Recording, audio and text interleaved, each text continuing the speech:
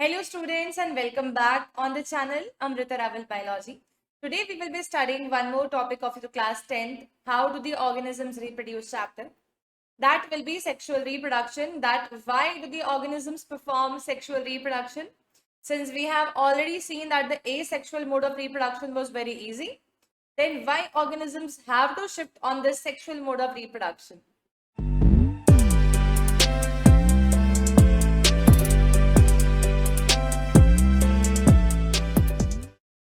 So students, जैसे कि हम सब जानते हैं कि asexual mode of reproduction is very easy mode of reproduction, जहां पर एक सिंगल पेरेंट से भी काम चलता है और बहुत सारे क्लोन्स बन जाते हैं उस पेरेंट के, बिकॉज पेरेंट डिवाइड करके अपने कॉपीज बना सकता है, क्लोन्स बना सकता है. That was literally very easy mode of reproduction. तो सेक्सुअल मोड ऑफ रिप्रोडक्शन की क्या रिक्वायरमेंट है, तो इसे हम समझते हैं कि सेक्सुअल मोड ऑफ रिप्रोडक्शन जो है बच्चों, ये एक बहुत इंपॉर्टेंट चीज इंट्रोड्यूस करता है प्रोजेनी में, ऑफस्प्रिंग में. ऑफस्प्रिंग क्या होता है? जो पेरेंट्स का चाइल्ड है उसको हम ऑफस्प्रिंग बोलते हैं. ठीक है, तो ऑफस्प्रिंग के अंदर कुछ बहुत इंपॉर्टेंट इंट्रोडक्शन होता है, वो होता है वेरिएशंस. वेरिएशंस का क्या मतलब होता है? जैसे कि एसेक्सुअल मोड ऑफ रिप्रोडक्शन के अंदर जो ऑफस्प्रिंग्स बन रहे थे, जो रिजल्टेंट डॉटर स्ट्रक्चर्स बन रहे थे, वो डॉटर स्ट्रक्चर्स एग्जैक्ट रेप्लिका थे अपने पेरेंट्स के. उनके अंदर कोई बदलाव नहीं था, कोई चेंज नहीं था. सेक्सुअल मोड ऑफ रिप्रोडक्शन में जो ऑफस्प्रिंग्स बनते हैं वो अपने पेरेंट्स के एग्जैक्ट रेप्लिकाज नहीं होते, बल्कि उनमें कुछ वेरिएशंस, कुछ चेंजेस, कुछ डिफरेंट भी प्रेजेंट होता है. ठीक है, तो ये सेक्सुअल मोड ऑफ रिप्रोडक्शन के अंदर एक्चुअली में होता क्या है. हम ये समझते हैं कि सेक्सुअल मोड ऑफ रिप्रोडक्शन के अंदर एक्चुअली में रिक्वायरमेंट किस चीज की होती है. तो जैसे कि हम यहाँ पर देख पा रहे हैं बच्चों, हमारे सामने दो पेरेंट्स हैं. जो ये दो पेरेंट हैं, by parental mode of reproduction हो जाएगा सेक्सुअल रिप्रोडक्शन एक तरीके से. मतलब कि यहाँ पर दो गोनाड्स की रिक्वायरमेंट है. मेल फादर के थ्रू टेस्टीज से बने हुए स्पर्मेटोजोआ की रिक्वायरमेंट है. फीमेल मदर के थ्रू ओवरी से बने हुए ओवा की रिक्वायरमेंट है. और ये दोनों फ्यूज होके जब जाइगोट बनाते हैं तो जाइगोट डेवलप करके बनाता है ऑफस्प्रिंग. ठीक है, अच्छा, फादर का कंट्रीब्यूशन भी आ रहा है, मदर का कंट्रीब्यूशन भी आ रहा है. इस कारण से हम सेक्सुअल मोड ऑफ रिप्रोडक्शन को कई बार bi parental mode of reproduction भी बोल देते हैं, because it will be taking involvement of both the parents. Okay, so as you all can see here, क्या आप ये देख सकते हैं कि यहाँ पर जो हमारे पास में ऑफस्प्रिंग प्रेजेंट है, ये एग्जैक्टली ना तो फादर की तरह दिख रहा है, ना ही एग्जैक्टली मदर की तरह दिख रहा है, बल्कि पॉसिबिलिटी इसके अंदर दोनों के ही कैरेक्टर्स पाए जा रहे हैं, दोनों की कैरेक्टरिस्टिक्स मौजूद हैं. जब डीएनए की कॉपी होती है बच्चों, व्हेन डीएनए अंडरगोस कॉपिंग मैकेनिज्म्स, तब कॉपिंग के समय पर डीएनए कभी भी एग्जैक्ट रेप्लिकास नहीं बनाता है, नॉर्मली भी नहीं बनाता है. एसेक्सुअल मोड ऑफ रिप्रोडक्शन में हम बोलते तो हैं कि एग्जैक्ट या आइडेंटिकल रेप्लिका बने, पर हल्का फुल्का तो चेंज उसमें भी होता है. डीएनए की कॉपी जब होती है तब थोड़ा बहुत एरर आना बहुत स्वाभाविक है. ठीक है, तो डीएनए कॉपी मैकेनिज्म्स में there can be chances of error, chances of error रहते हैं हमेशा. ठीक है, कभी भी डीएनए की कॉपी होके एग्जैक्ट रेप्लिका बन जाए ऐसा बहुत डिफिकल्ट बात है. सो स्टूडेंट्स, यहाँ पर जब चांसेस ऑफ एरर की हम बात कर रहे हैं तो हम ये बोलते हैं कि डीएनए का काम क्या होता है, ये तो समझ लें पहले. तो डीएनए जो होता है ये ट्रांसक्रिप्शन प्रोसेस अंडरगो करके बनाता है mRNA, and mRNA messenger RNA translation process undergo करके बनाता है अमीनो एसिड्स. एंड बच्चों, अमीनो एसिड्स कंबाइन करके बनाते हैं प्रोटीन्स. ठीक है, पॉलीमराइजेशन अंडरगो करके प्रोटीन बनाते हैं. दैट सिंपली मीन्स क्या, हम ये बोल सकते हैं कि डीएनए का मेन काम क्या है. डीएनए का मेन काम प्रोटीन्स के इंफॉर्मेशन क्योंकि ये स्टोर करता है. DNA is responsible for formation of different proteins inside the body of any organism.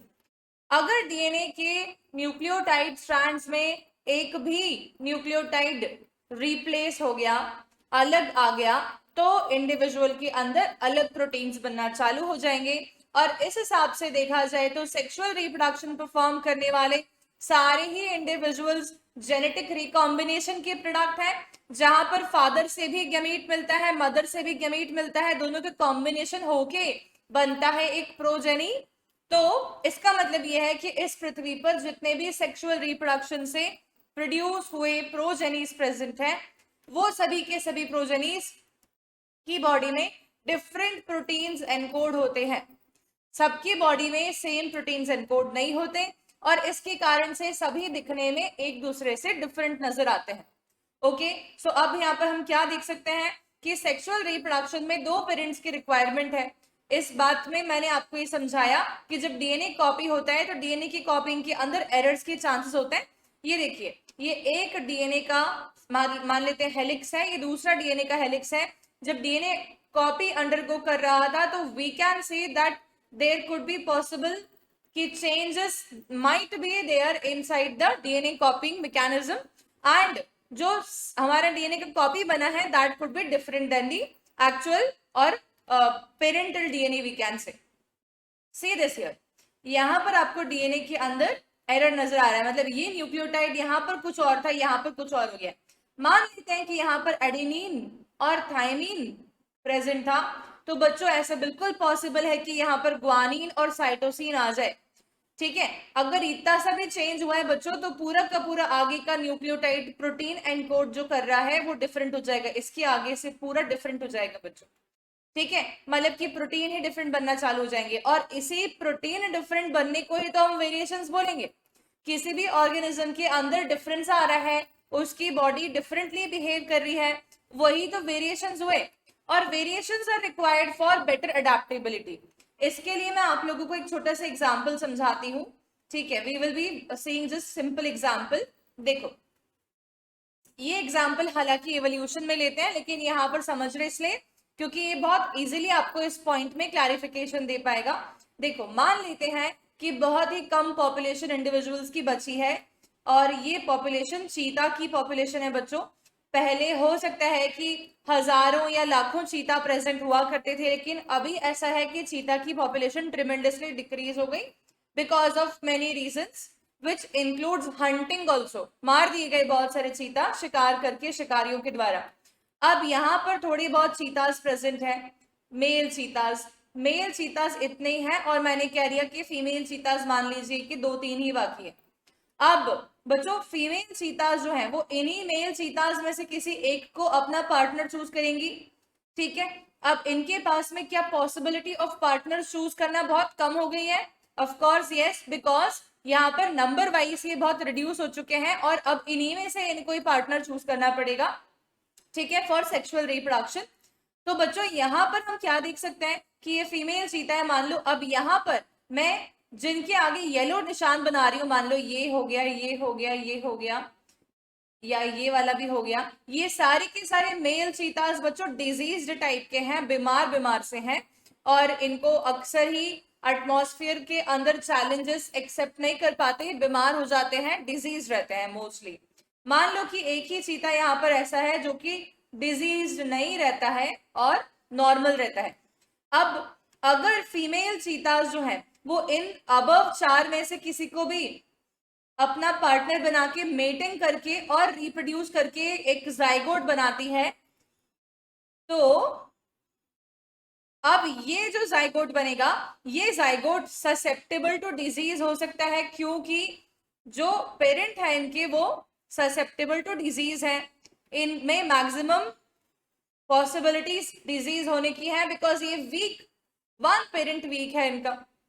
ठीक है, मान लो कि सेकेंड चीता जो है बच्चों, ये फीमेल चीता एक हेल्दी मेल चीता को चूज करती है एज अ पार्टनर और जाइगोट बनाती है, तब इनका जो जाइगोट बनेगा that will not be susceptible to disease और वो बेटर अडेप्टेबल हो सकता है, क्योंकि उसके पास में क्या आया है, एक बेटर जीनोटाइप आया है, एक बेटर जीनोटाइप आया है जिसमें कि वो अडेप्टेबल है।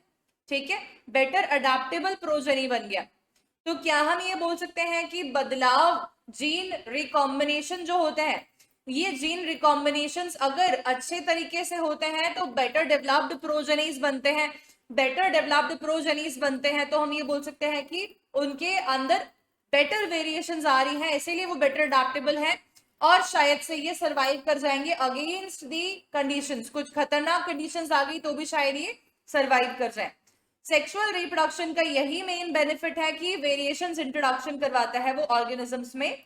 वेरिएशंस आने के कारण से बेटर अडेप्टेबिलिटी ऑफ इंडिविजुअल होती है, तो सर्वाइवल का चांस जो रहता है वो हमेशा बढ़ जाता है, हमेशा बढ़ जाता है, अधिकतर समय बढ़ जाता है।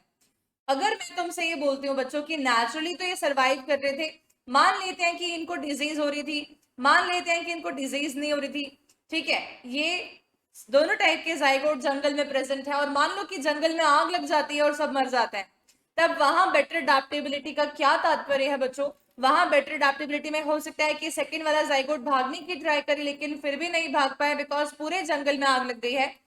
कभी कभी बच्चों वेरिएशंस इंडिविजुअल को हेल्प नहीं भी करते हैं, कभी कभी नहीं हेल्प करते हैं, मैक्सिमम टाइम वेरिएशंस उसको सरवाइव करने में हेल्प करते हैं। तो ऐसा मत सोचिएगा कि वेरिएशंस अगर आते हैं तो हमेशा ही इंडिविजुअल सरवाइव कर जाएगा, नॉट लाइक दैट। पर हाँ, वेरिएशन सर्वाइवल के चांसेस इंक्रीज करते हैं।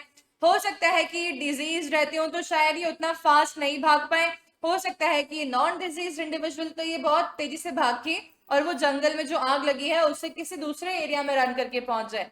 तो variations may help this individual to survive and may help the individual to we can say exist, उसको एग्जिस्ट करने में हेल्प कर सकती है।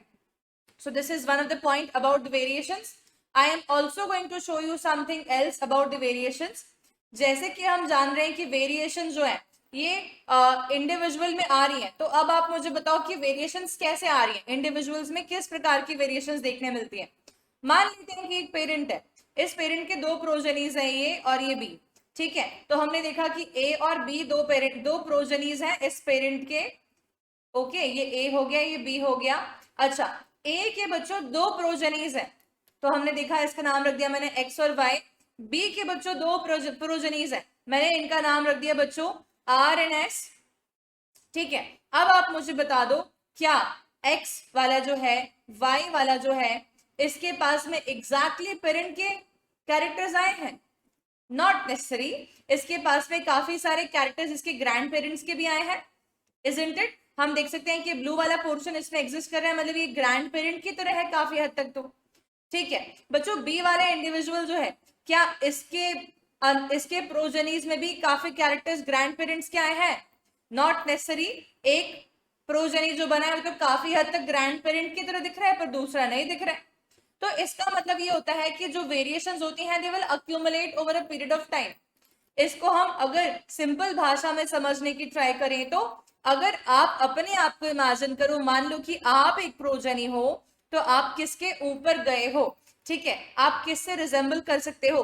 तो your resemblance can be either your mother और it could be your father और it could be resemblance with the parents of mother which could be maternal grandparents मतलब कि नाना या नानी, और it could be paternal grandparents, right, मतलब कि दादा या दादी, it could be anything. That means variations will accumulate over a period of time. ऐसा नहीं है कि जो वेरिएशंस आपके पेरेंट्स में एक्सप्रेस कर रही हैं एग्जैक्टली वही वेरिएशंस आप में एक्सप्रेस करें।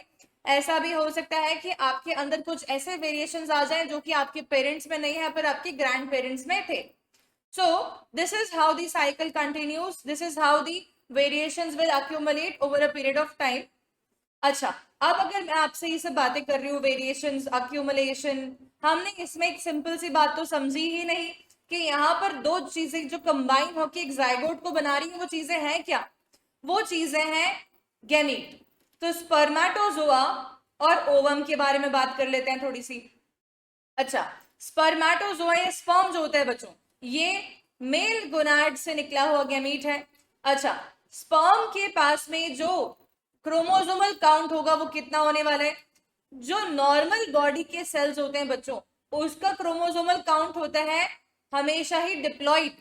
डिप्लॉइड का मतलब कि 2 सेट, टू सेट ऑफ 23 क्रोमोसोम्स होते हैं हमारे बाकी बॉडी के सारे सेल्स में, गैमीट सेल के अलावा।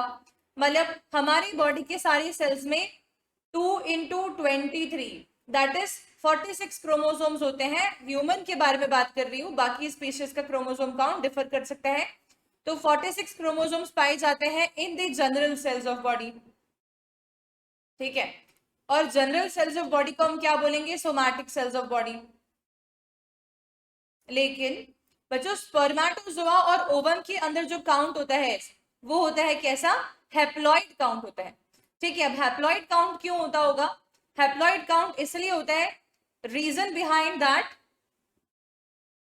देखो reason behind that will be कि ये हाफ करके हमारे पास में क्रोमोसोम्स आ रहे हैं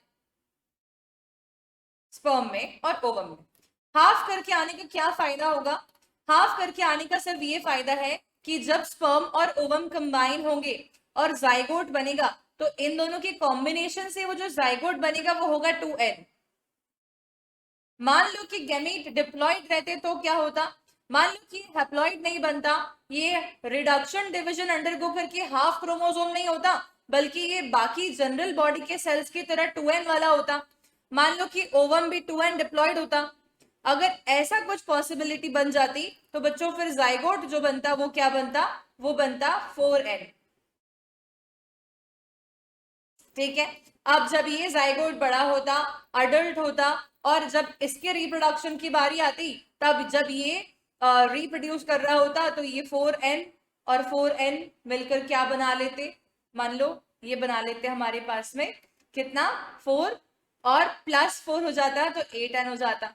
तो बच्चों ऐसे तो जो प्रोजेनीज बनते उनका तो जेनेटिक कंटेंट बढ़ता ही जाता, मतलब उनके सेल्स में बाकी कोई चीज की स्पेस नहीं होती, सिर्फ क्रोमोसोम्स ही भरे हुए होते। क्या ऐसे सर्वाइवल पॉसिबल है? Of course not. और इसके कारण से प्लॉइडी लेवल मेंटेन करना बहुत जरूरी है। इस कारण से जब भी गैमीट फॉर्म होते हैं तो हमेशा ही गैमीट हैप्लॉइड होते हैं, और जो जाइगोट बनता है इनके कॉम्बिनेशन से वो हमेशा ही डिप्लॉइड बनता है, ताकि कंटिन्यूटी ऑफ स्पीशीज के समय प्लॉइडी लेवल भी मेंटेन रहे, ठीक है। तो जो नॉर्मल बॉडी के सेल्स हैं, सोमैटिक सेल्स हैं, वैसा ही जाइगोट बने 2n डिप्लॉइड। तो स्पर्मेटोजोआ और ओवम बनाने के लिए क्या प्रोसेस होती है? Formation of spermatozoa and ovum involves reduction division, जिसको हम बोल सकते हैं मियोसिस, ठीक है। सो दैट जो जाइगोट बनता है उसका ploidy level will be exactly same as the members of the species. बाकी सारे ह्यूमन का नॉर्मल बॉडी सेल्स का प्लॉइडी लेवल क्योंकि 2n है, इस कारण से जाइगोट जो बनेगा वो भी 2n बनना चाहिए, ठीक है। सो ये कुछ बेसिक बातें हुई रिप्रोडक्शन के बारे में। सेक्सुअल रिप्रोडक्शन की इंपॉर्टेंस क्या है? कि वो वेरिएशंस इंट्रोड्यूस करता है, डीएनए कॉपिंग मैकेनिज्म्स में एरर के चांसेस बिल्कुल रहते हैं। डीएनए कॉपिंग कभी भी आइडेंटिकल नहीं होती, पर हाँ ऐसा भी नहीं होगा कि स्पर्मेटोजोआ और ओवम जब फ्यूज हो रहे हैं तो कुछ अलग ही बन जाए, पैरेट काउ, ऐसा भी नहीं देखने मिलेगा आपको। सेम स्पीशीज का इंडिविजुअल ही देखने मिलेगा, ह्यूमन से ह्यूमन ही बनेगा, कुछ और नहीं, ठीक है। So this is one of the point. Variations accumulate भी होती हैं over a period of time and किसी भी समय किसी में भी एक्सप्रेस भी कर सकती हैं। These are some of the general basic points about the sexual reproduction in organisms. And now we will be coming on the sexual reproduction in the plants. हम प्लांट्स में सेक्सुअल रिप्रोडक्शन कैसे होता है इसको थोड़ा समझते हैं। Sexual reproduction in plants.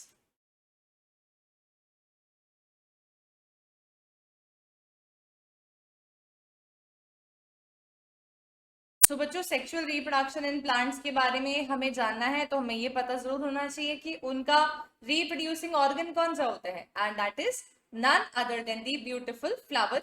Flowers are the organs for sexual reproduction in plants, ठीक है। तो अब फ्लावर्स के बारे में थोड़ा डायग्राम समझते हैं पहले, फिर उसकी बेसिक इंफॉर्मेशन समझते हैं। सो फ्लावर्स जो होते हैं स्टूडेंट्स, इसको अगर हम एज ए कलेक्टिव स्ट्रक्चर देखते हैं तो हमें काफी सारी चीजें मालूम पड़ती हैं, इसमें तो काफी सारे पार्ट्स प्रेजेंट हैं। पर फ्लावर्स के अंदर जो रिप्रोडक्टिव वर्ल्स होते हैं और जो एक्सेसरी वर्ल्स होते हैं उनको समझते हैं।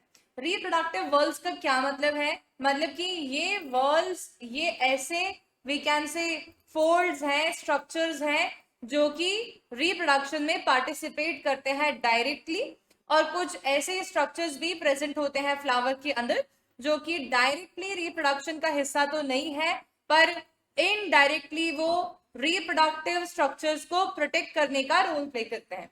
So reproductive whorls and accessory whorls क्या होता है? देखिए, तो आप यहाँ पर इस डायग्राम के अंदर देख पा रहे हैं कि हमारा एक स्टेम टाइप स्ट्रक्चर दिख रहा है हमें, और एक रिसेप्टिकल प्रेजेंट है। ठीक है, अब आपको क्या दिख रहा है? इधर साइड में दो स्ट्रक्चर्स दिख रहे हैं, सेपल्स। एक ये सेपल दिख रहा है सभी लोगों को, और एक ये सेपल दिख रहा है हमें। ऐसे और भी सेपल्स हो सकते हैं बच्चों, अभी तो हम सेक्शनल व्यू देख रहे हैं, हमें दो ही दिख रहे हैं, लेकिन सेपल्स का नंबर और भी हो सकता है। सेपल्स जो होते हैं ये एक प्रकार के एक्सेसरी वॉल्स होते हैं। ठीक है, सेपल्स को हम एक्सेसरी वॉल्स बोलते हैं। फिर आता है हमारे पास में एक बहुत brightly coloured structure of the plants जिनको हम बोलते हैं पेटल्स। ये पेटल्स का कलर अलग अलग हो सकता है, रोजेस में रेड, पिंक, हिबिस्कस में भी red, pink, yellow, orange, white. ठीक है, many other colours can be present in the petals depending upon कि उसमें क्या कलरिंग पिगमेंट्स हैं। तो ये देखिए, ये पेटल्स हमारे सामने दिख रहे हैं। ये पेटल्स भी बच्चों एक्सेसरी वर्ल्स के अंदर ही काउंट होते हैं। ठीक है, अच्छा, पेटल्स को कलेक्टिवली हम लोग क्या बोलते हैं? Petals are collectively known as corolla and sepals are collectively known as calyx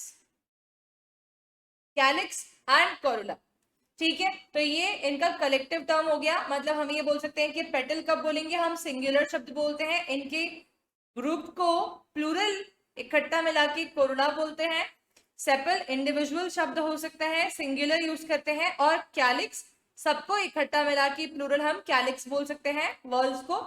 ये होते हैं एक्सेसरी वर्ल्स, दोनों के दोनों जो हमने अभी समझे, जिनको मैं ग्रीन में हाईलाइट कर रही हूं। ठीक है, so this one also. Then हमारे रिप्रोडक्टिव वर्ल्स कौन से होते हैं?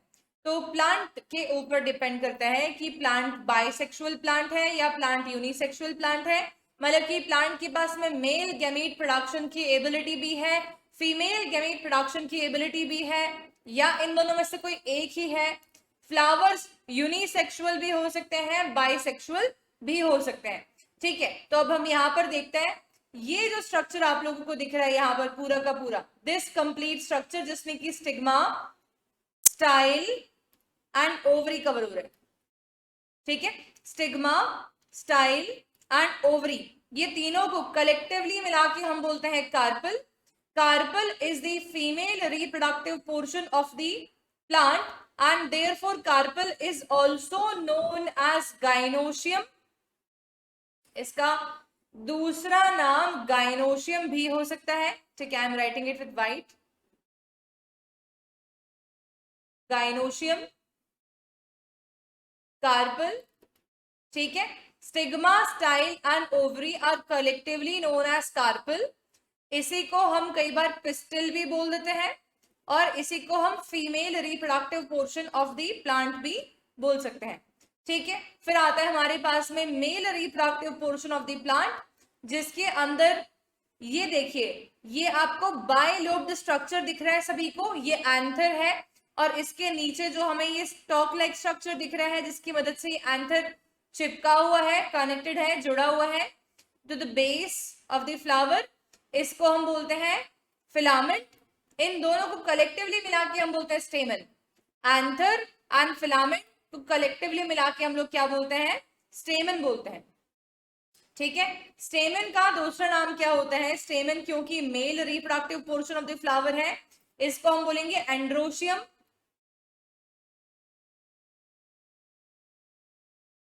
ठीक है, या तो फिर हम इसे बोलेंगे स्टेमन। So this is the general basic structure of the flower. तो हमें फ्लावर के बारे में क्या क्या बेसिक पॉइंट्स मालूम पड़े। पहली बात तो ये है कि फ्लावर क्या होता है, it is the organ of sexual reproduction in plants. दूसरा हमें मालूम पड़ा कि वॉल्स ऑफ फ्लावर क्या क्या हो सकते हैं। वॉल्स ऑफ फ्लावर में दो कैटेगरीज हमने बात की, एक होता है एक्सेसरी वॉल्स,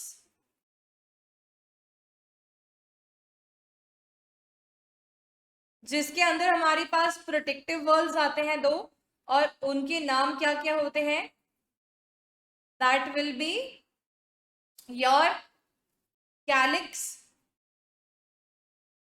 मतलब कि सेपल्स, एंड कोरोला,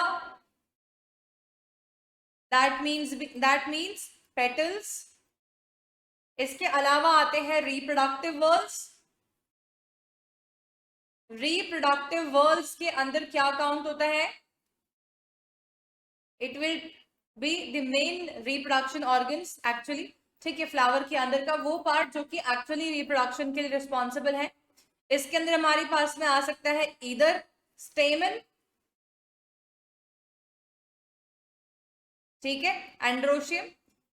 इसमें क्या क्या पार्ट्स आते हैं, स्टेमन के अंदर हमारा बाइलोब्ड एंथर और फिलामेंट आता है। स्टेमन will be composed of anther and filament together. और आता है फिर हमारे पास में पिस्टल, मतलब कि कार्पल, या इसी को गाइनोशियम भी बोलते हैं। इसमें क्या क्या आता है, स्टिग्मा, स्टाइल एंड ओवरी, ठीक है। So these things are present in the flower. अब देखो फ्लावर के बारे में, अगर मैंने आपसे कहा कि मान लो कि एक प्लांट है और उस प्लांट के ऊपर फ्लावर्स लगते हैं बाइसेक्सुअल, ठीक है, तो अगर बाइसेक्सुअल फ्लावर्स लगते हैं तो फिर तो हम ये बोलेंगे कि गैमेट मेल वाला भी सेम फ्लावर के पास में, फीमेल वाला भी सेम फ्लावर के पास में, तो सेल्फ पॉलिनेशन के चांसेस बहुत ज्यादा स्ट्रांग हो जाएंगे। सेल्फ पॉलिनेशन का मतलब होता है कि पॉलन ग्रेन्स एंथर से निकलते हुए मेल गैमीट बनाने वाले स्ट्रक्चर्स, पॉलन ग्रेन्स जो है वो डायरेक्टली सेम फ्लावर के अंदर फीमेल रिप्रोडक्टिव पोर्शन के ऊपर गिर सकते हैं, फॉल कर सकते हैं, ठीक है, और स्टिग्मा के ऊपर लैंड कर सकते हैं इजिली। तो ऐसे केसेस में तो सेल्फ पॉलिनेशन के चांसेस बहुत स्ट्रांग हो जाते हैं बच्चों। सेल्फ पॉलिनेशन के चांसेस अधिकतर समय पर बाइसेक्सुअल फ्लावर्स में ज्यादा देखने मिलेंगे। लेकिन अगर मैंने ये बोला आपसे कि मान लो कि वो फ्लावर एक मेल फ्लावर है, मतलब उसके पास में सिर्फ स्टेमन है, मान लो कि ऐसा एक प्लांट है इसके ऊपर सिर्फ मेल ही फ्लावर्स उगते हो, तब उस वाले प्लांट के अंदर सेल्फ पॉलिनेशन के चांसेस नेग्लिजिबल है, उसमें हमेशा ही क्रॉस पॉलिनेशन होगा। मतलब कि अगर मैंने कहा फीमेल फ्लावर प्रेजेंट है प्लांट के ऊपर, तो दूसरे प्लांट से पॉलन ग्रेन्स आके इस वाले प्लांट के फ्लावर्स के स्टिग्मा के ऊपर लैंड करेंगे, तब जाकर पॉलिनेशन हो पाएगा, तब जाकर फर्टिलाइजेशन हो पाएगा। मीनिंग यहां पर हमें कुछ एजेंसीज की रिक्वायरमेंट है जो कि पॉलन फ्रॉम वन प्लांट लेकर स्टिग्मा ऑफ अनदर प्लांट तक जा सके। तो ये क्रॉस पॉलिनेशन करवाने के लिए जो एजेंसीज रिस्पॉन्सिबल होती हैं मेनली वो इंसेक्ट्स होते हैं, हनी बीज हो सकती हैं, एंड्स हो सकते हैं, इसके अलावा एयर से भी ट्रैवल कर सकते हैं, कई बार वाटर से ट्रैवल करते हैं, कई बार बैट जो रहते हैं हमारे मैमल्स, बैट, ठीक है, इसको हम चमगादड़ बोलते हैं, उससे भी ट्रैवल कर सकते हैं।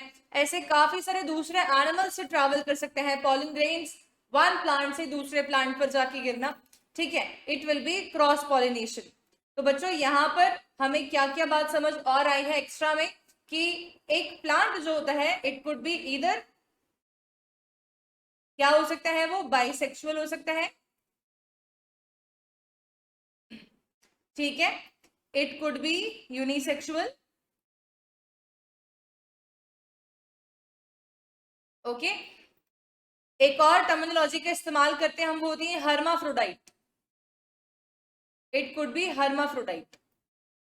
अब थोड़ा और इलाबोरेट करती हूं मैं। मान लो कि एक प्लांट है, इस प्लांट के ऊपर मैंने कह दिया कि मेल फ्लावर्स भी लगे हुए हैं और फीमेल फ्लावर्स भी लगे हुए हैं। ठीक है, मैं इसको लेबल कर दे रही हूं। ये मान लेते हैं हम कि ये वाला जो फ्लावर है हमारा, ये एक मेल फ्लावर है और ये वाला फ्लावर फीमेल फ्लावर है। किसी भी प्लांट के ऊपर अगर दोनों टाइप की फ्लावर्स प्रेजेंट हैं तो वो एक बाइसेक्सुअल प्लांट हो जाता है। यूनिसेक्सुअल प्लांट का क्या मतलब है?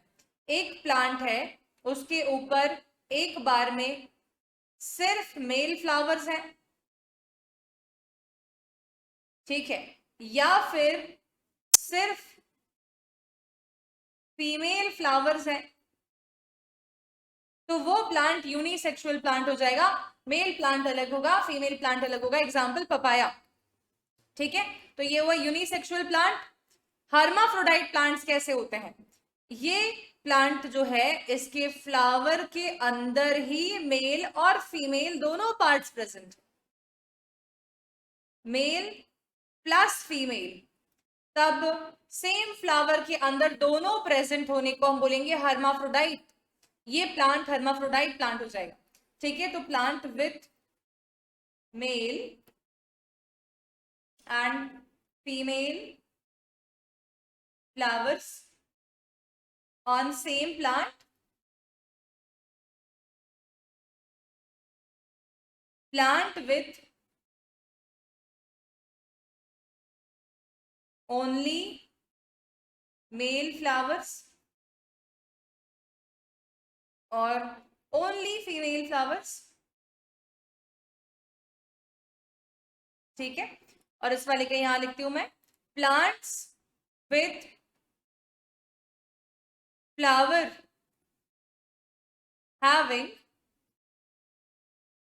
both male and female reproductive structures।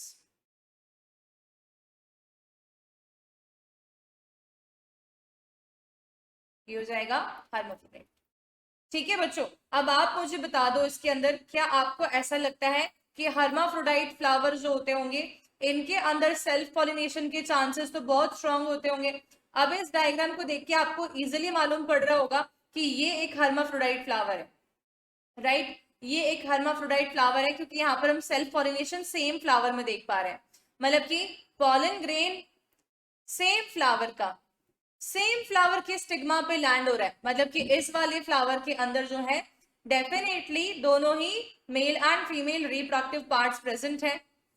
ठीक है, तो यहाँ पर हम क्या देख पा रहे हैं कि सेल्फ पॉलिनेशन हो रहा है बच्चों। लेकिन काफी सारी बार ऐसा होता है कि ये प्लांट जो होता है, ये एक हर्माफ्रोडाइट प्लांट है, पर फिर भी पॉलन ग्रेन जो है ये एक फ्लावर के दूसरे फ्लावर के स्टिग्मा पे गिर गए सेम प्लांट में, तब फिर सेल्फ पॉलिनेशन ही हो गया ना ये तो, क्योंकि सेम ही प्लांट के फ्लावर के ऊपर जाके गिर रहा है, कोई अलग बात नहीं है। पर अगर बच्चों थर्ड केस देखते हैं कि इस प्लांट के पॉलन ग्रेन्स दूसरे प्लांट के स्टिग्मा के ऊपर जाके गिरे, तब फिर यहां पर होगा क्रॉस पॉलिनेशन।